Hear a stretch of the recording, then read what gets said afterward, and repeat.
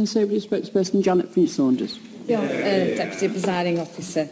Cabinet Secretary, I'm sure you would agree with me, in fact you've stated it many times here in the Senate, that openness and transparency and good councillor conduct are key to engagement with our political democracy and to attracting people to have faith in our political system, ultimately then helping us to attract more people to stand as candidates. Sadly, however, I have an email here sent by a Swansea Labour councillor, Mark Child, to colleagues in your Labour Party, and it was sent from his council email address. I'll be sending you a copy of the said email, but I will read a very short extract. Dear David and all, next full council is Thursday, 26th of October. There is an opportunity to ask questions from the public gallery at full council. It goes on to ask party colleagues to help find members of the public to ask a range of questions on their behalf. In relation to one question on Cycle Pass, the councillor asks, could someone ask whose idea this was so we can reply, this was Labour's proposals for Bishopston. Do you think that this kind of thing helps the public to have confidence in local government? And as Cabinet member with responsibility for local government, will you investigate this blatant and utter disregard for due procedure and for making a mockery of our public questions available in some local authorities? Cabinet Secretary. Well, to I look forward to seeing the email in full. So far as I've been able to understand it in listening to it, I hear a publicly elected person encouraging the idea that members of the public might come and ask questions at a public hearing of the Council. I'm struggling so far to see what the difficulty with that would be, and I'm perfectly certain that all political parties here take the trouble to make sure that their members are informed, and when there are matters that are of interest to them, they are able to come and take part in democratic forums. Cabinet Secretary, but I don't think you understand local government proceedings.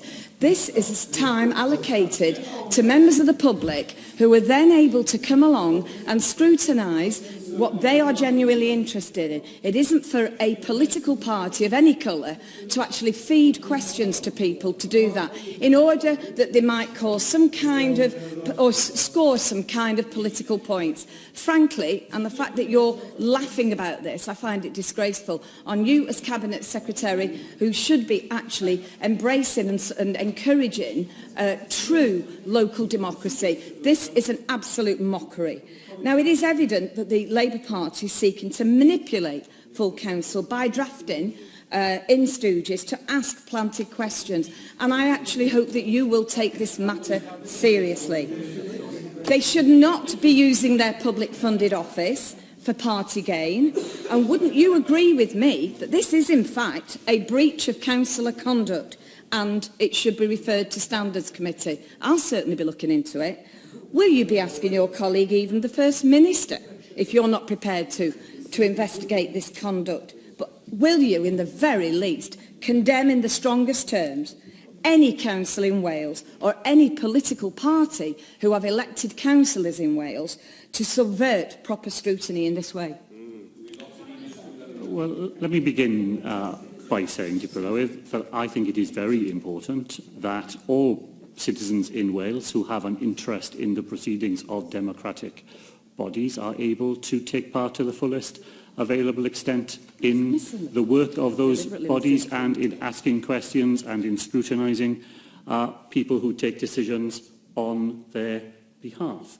If the member believes that there has been some breach of proper procedure, then her tender interest in procedures would have led her to conclude that the right thing to do is to draw that breach to the attention of those authorities responsible for monitoring those breaches, not spraying around suggestions that it should be followed up by people who have no such responsibility. So if she has a complaint, and if she believes she has, she should report it in the proper way and then make sure that it's investigated in the proper way. As I say, so far, in what I've heard her read out this afternoon, What I've heard her read out is members of the public being encouraged to come and take part in democratic debate. Thank you. Well, that to me just says that you've just abrogated your responsibility as a Cabinet Secretary. These issues partly explain the lack of public trust in politics. And I want to ask you about candidacy now in Wales, which is at crisis point. In September, the Electoral Commission reported that 7%, that's 7%, of all county and borough seats were held unopposed at the elections in May.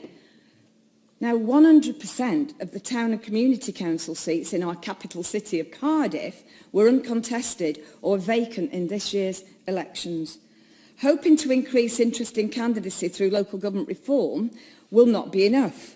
This is where nobody came forward and were encouraged to come forward to stand for seats in a democratic election in May. I think that, again, is a failure on this Welsh Labour government. Will you commit your government going forward to taking proactive steps to tackle this democratic? And just for all the muttering of the backbenchers, at the end of the day, as I've said on many occasions, we haven't had the chance yet to lead on some of the portfolios here that are held by Welsh Labour members. But I'm telling you now that I can tell you that if Welsh Conservatives were leading local government in Wales, I can assure the members of the public there would be more openness, democracy and democratic accountability. Well, Tipolwyd, I share the members' anxiety at the number of uncontested seats in town and community councils in Wales in May's elections. I want us to do more as a government, but it is not just for governments to be taking action in that regard. In our principal council elections, there were more candidates than ever before, and that's a sign that efforts can be successful in bringing more people forward for election. I'm very proud to be a member of a party that fielded many hundreds more candidates than her party fielded in those elections. And I say to her that just as government does have a responsibility to make sure that the position of the Town and Community Council is made attractive and is widely advertised, we all of us, as separate political parties, have a responsibility to try and encourage people to stand for election. And the fact that there were no elections to town and community councils in Cardiff is as much a reflection on her party's inability to find people to stand for those posts as it is of any other political party. Thank you.